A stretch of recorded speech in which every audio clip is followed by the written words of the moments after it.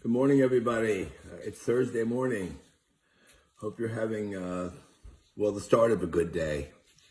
I'm sitting in my DeKalb County hazmat shirt. I don't know why, I just didn't bother changing it.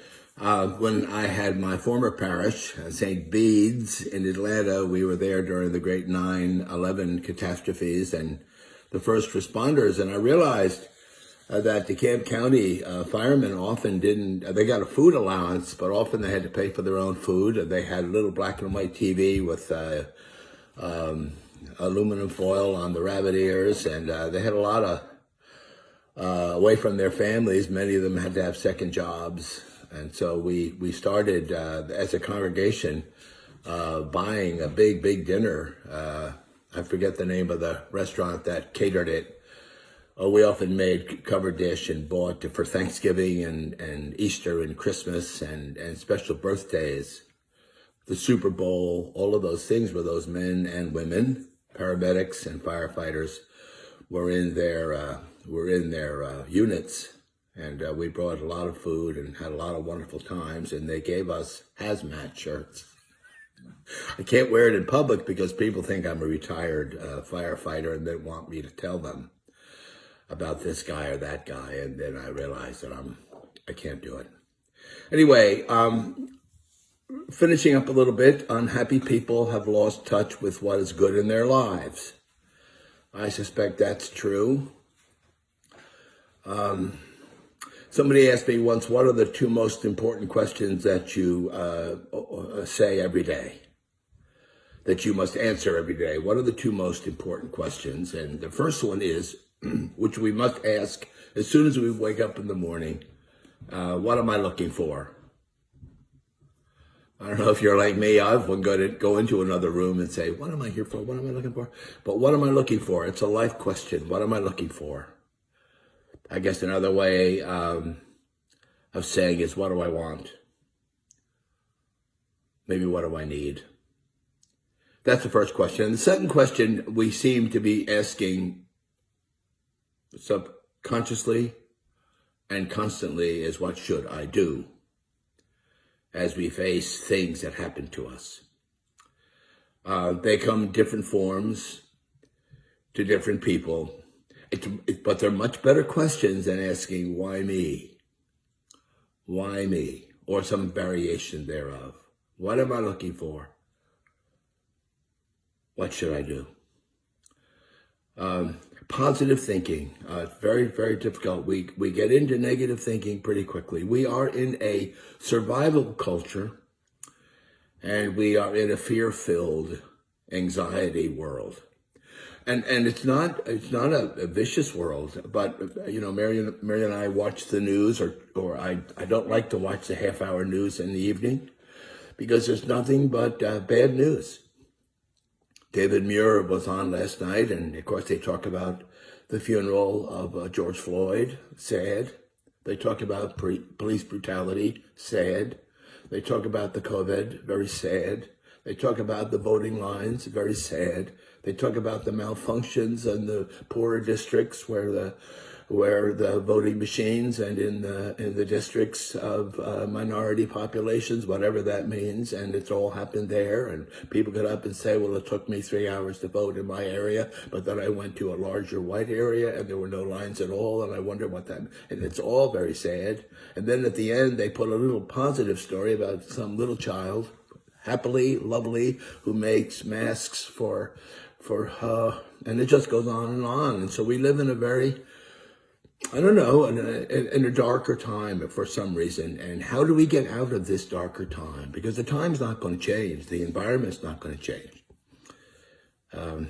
What is wrong is basically the question that we're asking in this country all the time. What is wrong? Instead of what is right. And we do search for the right, but it's always a little exception. In the middle of all this, some child does something wonderful. In the middle of all that, and that's all perfect. But negativity shuts down imagination. There are lots of things wrong. Lots and lots and lots of things wrong. All we have to do is look around.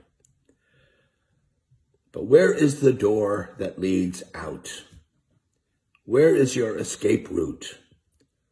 Where is the solution? Because freezing in the midst of what's wrong is not the answer.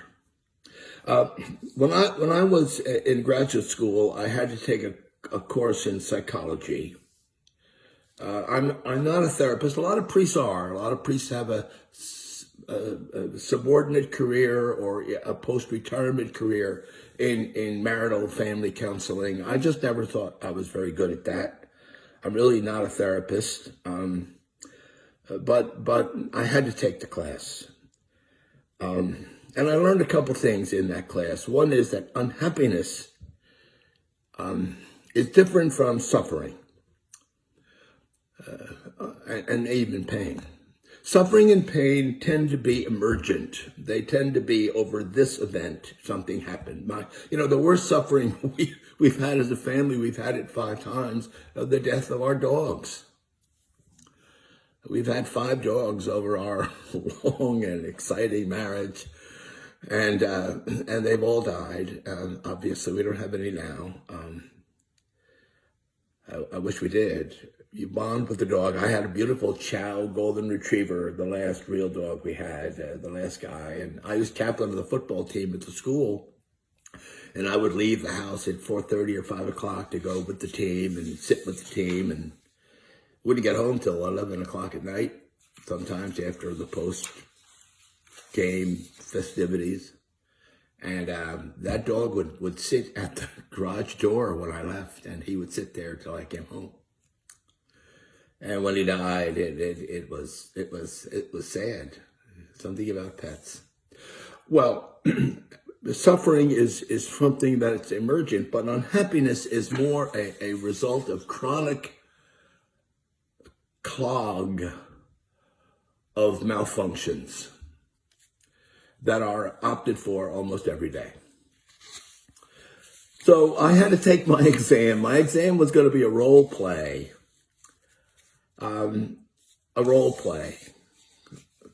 With a student from another school, a business school or a mathematics school, and they were going to pretend to have an issue. And then I had to ask, I had to lead, the test was a teaching device as well, not just an evaluation. I had to get them to discover what the professor thought were the 4 Ds: discovery, dreaming, design, and delivery. Those were her 4 Ds. Discovery was, what is my own best quality? Everyone should know what that is. Why? Because that's your functional skill. That's what Robert Frost meant. What do we do with a foot of snow without an axe? What's your best skill when you are up against it? What's the skill you can count on? Because you know it is vibrant and it is functional and it's ready to go. What skill do you have? A life skill, not I'm very pretty. I don't mean that. I mean, what's a life skill? A skill that will serve you in the past. The go-to skill. What's your best attribute? What's your best character trait? What's your strength? I'm patient. I think clearly, whatever it is. I don't particularly, but that's just an example. What do I do best? What skill do I have that has served me well in past difficulties? Then dreaming. Who can help me? And where is the help to be found? And life is not a do-it-yourself enterprise. We think it is, but it is not. We can't get very far without our friends, without our resource bank. Who can help me?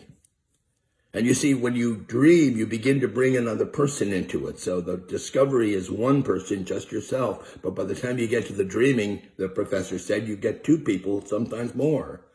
Then the designing. Well, what's the best place to start?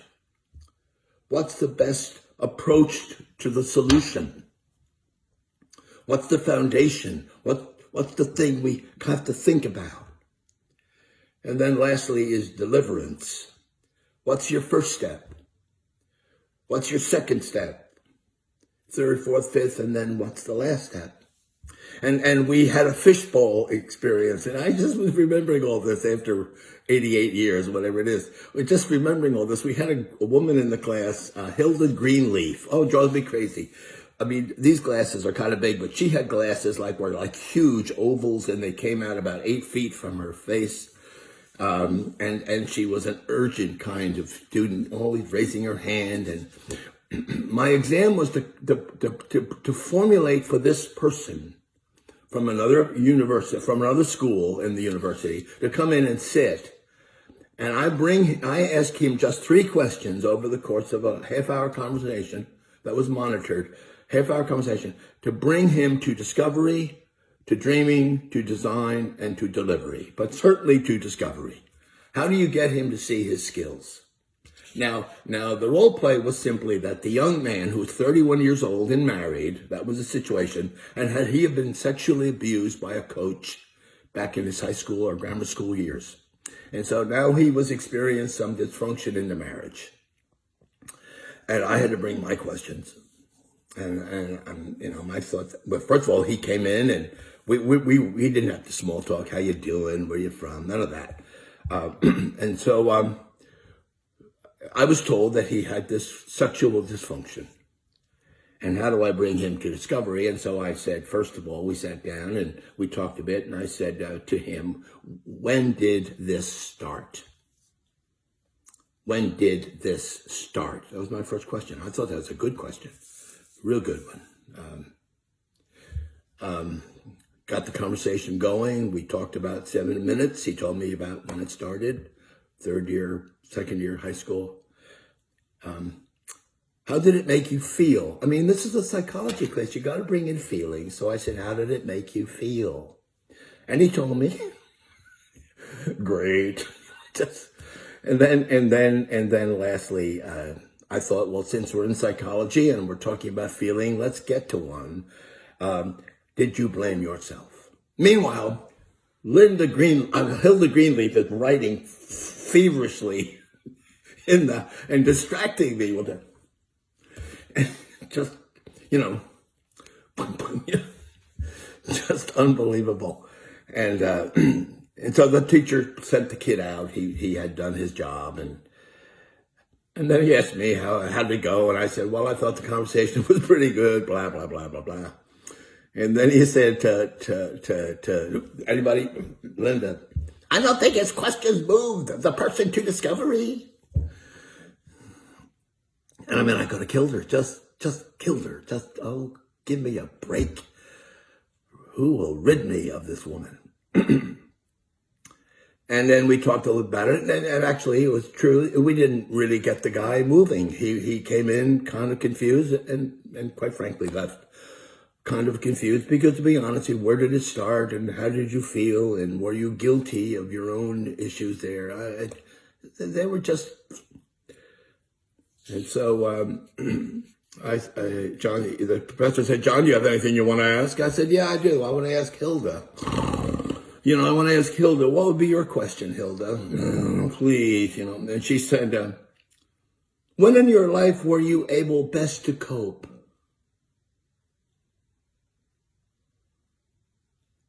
That's not a bad question. And it went right to discovery. When in your life were you best able to cope? And I guess possibly he could have said, well, in 2nd year high school, I did a little better. The next question, then I said, well, give me your other questions, Hilda. And she said, when you were coping best, can you remember when you were coping best? What were you doing then that you're not doing now? That's a great question. I mean, obviously, Hilda was good at this. Hilda Greenleaf with her huge glasses. She was good at this. She's going to be a therapist. When you were coping best, what were you doing differently then that you're doing now? And I think the kid came back and he actually said that he had gone to a growth group or something. And then the last one is, who has given you the best help? And her questions were so open-ended, of course, and so much, and mine were not. And so when it was all over, Hilda came over and, that was very nice, John. It was very well done. And I said, Hilda, your questions were really helpful. And she said, oh, really? Would you like to have a cup of coffee with me? And I said, yeah, I would. And we went to the cafeteria. And I think we sat there for an hour and a half. And I realized that she was really quite an intelligent woman and really quite had a lot to learn and a lot to teach. And I had a lot to learn. And basically, fear closes down imagination, and usually unhappy people are people who've lost touch with what is good in themselves. And the way we understand what is good in ourselves is to know what is our discovery. And what is our discovery? What is your best trait? You should know what that is. You should really know what that is. You should know what your go-to gift is. What is the greatest, loveliest thing about you when times are tough? And then simply number two, where do you look for help? That's the dream. Where do you look for help?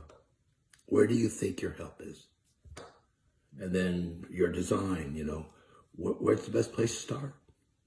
The basement, the attic, the garage, outdoors, foundation, roof, whereabouts? Where do you want to put your attention? And then lastly, what's the first step? What's the second step? Third step? Fourth step? Anyway, unhappiness is a chronic accumulation of malfunctions. And happiness must be a chronic accumulation of skill and problem solving. And you don't problem solve them. You don't solve your problems by depression. Try it again. You don't solve your problems by depression. You solve your problems by optimistic thinking solution. Easier said than done, yeah? Remember the King's speech? He cannot speak. He stutters. It's such a malfunction that he's not going to be able to do his royal duties. And he meets the speech therapist who actually has him read To Be or Not to Be. That is the question from Hamlet. Read it to Beethoven's symphony. He puts the record on very loud so he can't hear himself. And he finally is reading along with the blaring music, and he closes the book and he says, hopeless. And he goes home and feels sorry for himself until finally, after a few drinks, the prince, who was Elizabeth II's father, goes and puts on the record that recording of his voice, and it's flawless. It's flawless. And then he's on the way to the king's speech, King George. Lovely, lovely story. Fear closes down the imagination, and appreciation and anxiety don't help, because most of us who are unhappy have lost touch with what is good in our lives. Be well. Thank you. God bless.